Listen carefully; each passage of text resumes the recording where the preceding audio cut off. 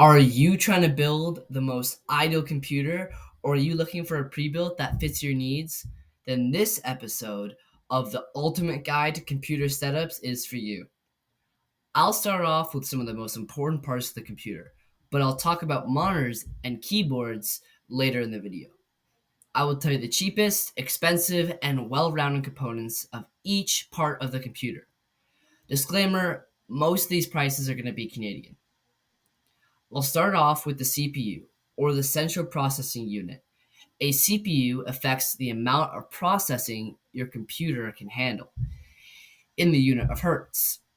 Each hertz is the amount of inputs it can process per second.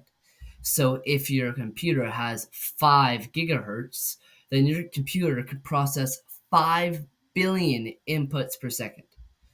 The cheapest CPU you can get is the Intel Celeron E3500 processor with 2.7 gigahertz at $47 with LGA sockets. Sockets are used to attach to a motherboard via the motherboard pins. The core count of a CPU is how many processing units are in the CPU. So if there's a core count of 32, then the CPU can process 32 different tasks in each second. The most expensive and efficient CPU is the AMD Ryzen Threadripper 3990X 64-core CPU. It is super efficient and good for gaming especially, since it can process so many tasks at once, with each processor running at a high of 4.7 gigahertz per second. The only problem is that it generates so much heat, about 280 watts of heat, which means you'll need a super powerful cooler to cool it off. But if you can afford a CPU worth $5,000 to $9,000, you can afford a good cooling system. Now, the best CPU you can buy on the market would be the $670 Ryzen 7 9800X3D with a 4.7 gigahertz processor with about 8 cores. It is one of the fastest on the market for super cheap price compared to the Threadripper.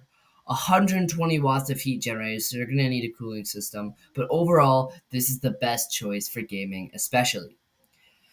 Now we can talk about RAM, or random access memory, is the short-term memory of your computer. It gets memory from your storage module that transferred through the motherboard to your RAM. Your RAM will keep memory of everything you have opened, so the next time you run that task, it will be able to load it faster. When you shut off your computer, the RAM wipes its memory so that when next time you turn on your computer, it has space for new things. Having better RAM means being able to process more at one instance, and being able to process everything you open faster. The cheapest memory unit I could find that still works well would have to be the Crucial RAM 8 gigabyte of RAM, 5600 megahertz, which means it can process at the speed of 5,600 million tasks per second and can remember up to 8 gigabytes of storage at a time. The most expensive and most overkill you can get on the market is the $952 Corsair Vengeance RGB DDR5 RAM with 192 gigabytes of RAM and requires 1.25 volts of energy to power. It also has 5,200 megahertz. The best RAM all round on the market has to be the G.Skill Ripjaws M5 RGB series with 96 gigabytes for about $244. It is much cheaper than the Corsair Vengeance, and you'll most likely only ever need 96 gigabytes of RAM. So I think that is definitely the best choice. Your ROM, or read-only memory, is slower than RAM, but retains that data even when the power is off. But your ROM is usually stored in your motherboard. It is used to store specific tasks like data that keeps your motherboard working, or data that keeps your computer working, that if the computer shuts down, it doesn't get erased. But it is easy access, so it doesn't have to get this code from the computer drive. The GPU, or the graphics processing unit, is the part of your computer that does a bunch of little tasks, like processing pixels and graphics. The graphics processing unit are a bunch of cores that can process lots of tasks simultaneously. While CPUs process stuff like opening tasks or running a task, GPUs are more focused on crypto mining, gaming, and processing videos. You will most likely want to spend your most money here if you are getting a gaming PC, because this is where you're going to be processing all of the games. But if you don't want to have good graphics in the slightest, or you're setting up a school PC, the best cheap option you can get is the EVGA GeForce 9400 GT 512 megabyte DDR2 PCI Express 2.0 graphic card. The PCI, or the peripheral component interconnect, Express, or the local bus, transfers data between components in a computer. So the EVGA GeForce is compatible with the PCI-E, but not the PCI, the slowest version that no one uses anymore. The PCI-X is the newest version, but you don't usually see that one that often. I usually see the PCIe the most often. Now, the most expensive component out of everything would be the NVIDIA RTX 6000 Ada Generation 48GB PCIe, which is used for processing simulations for engineers, or more importantly, run 10,080p Fortnite at 320 frames per second.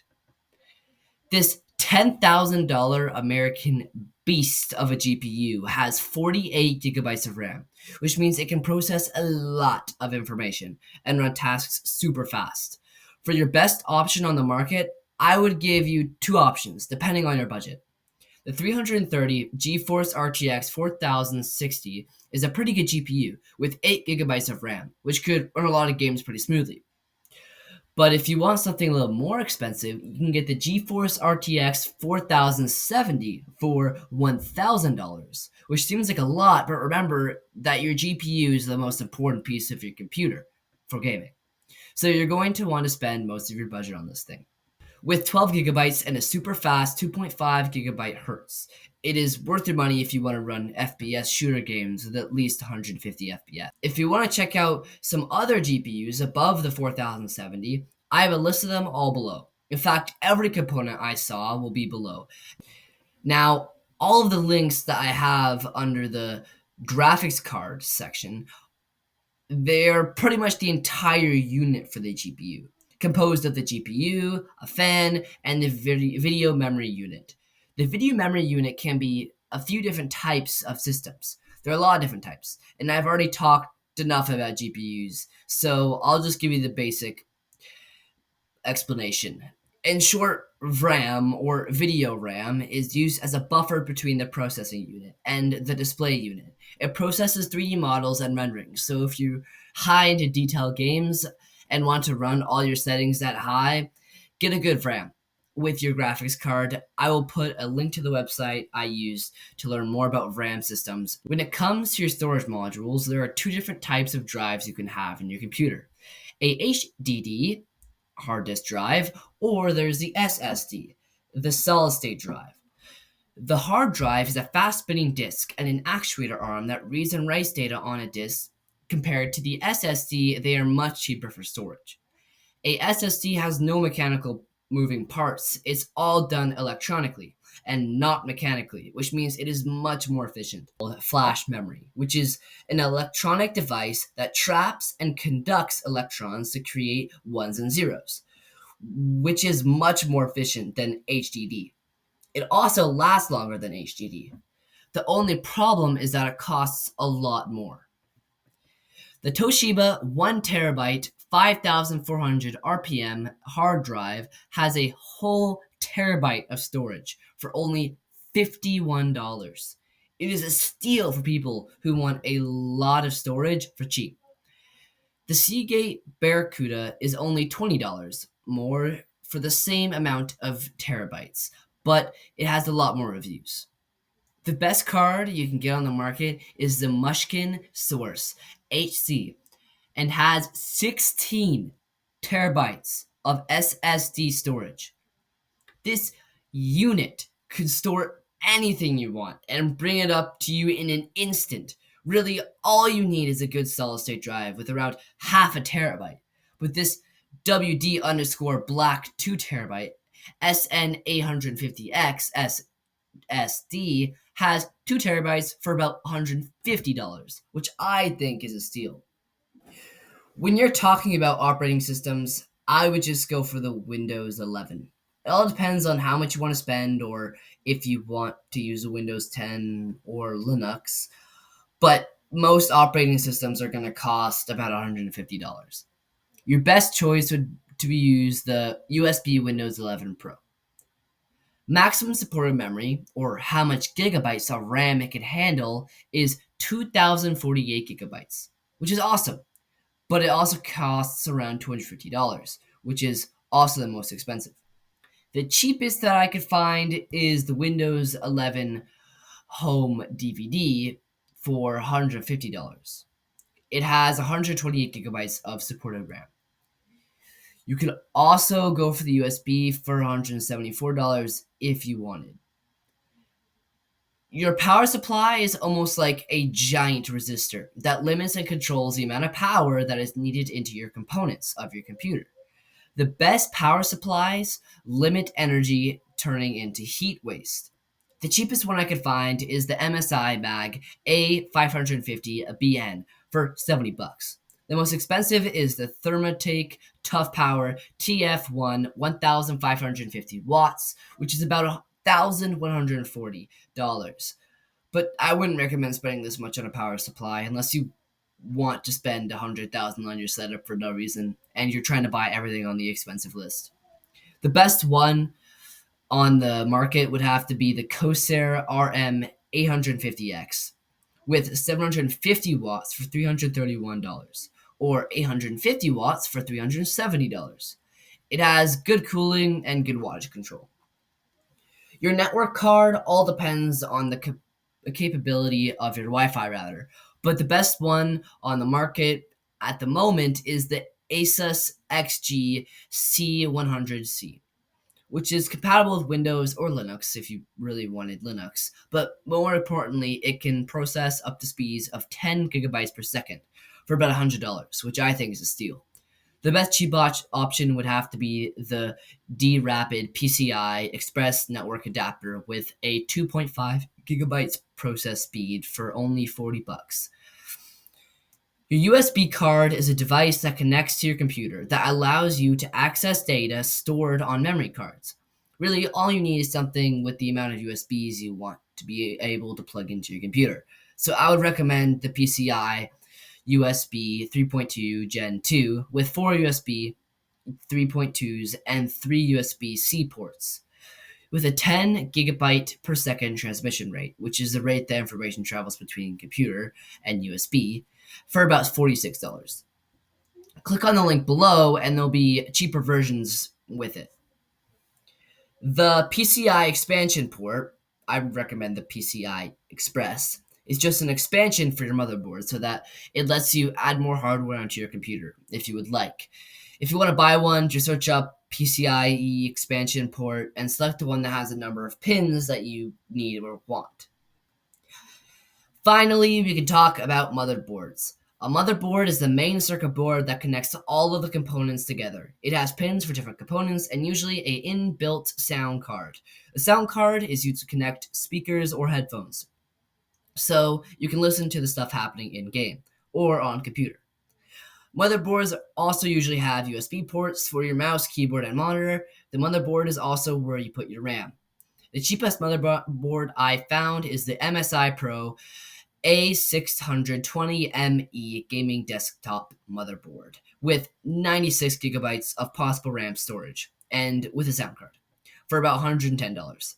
The most expensive is the MSI MEG X870E Godlike EATX motherboard for $1,610, which is not really worth it compared to the best option, the MSI MAG X870 Tomahawk Wi-Fi AM5 ATX with lots of connector slots 4 RAM slots, so up to 256 gigabytes of RAM, or 4 DDR5 circuits.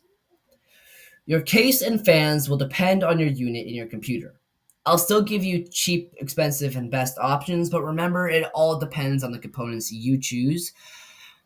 A case is what holds all your components together. It's pretty much the skin of your PC.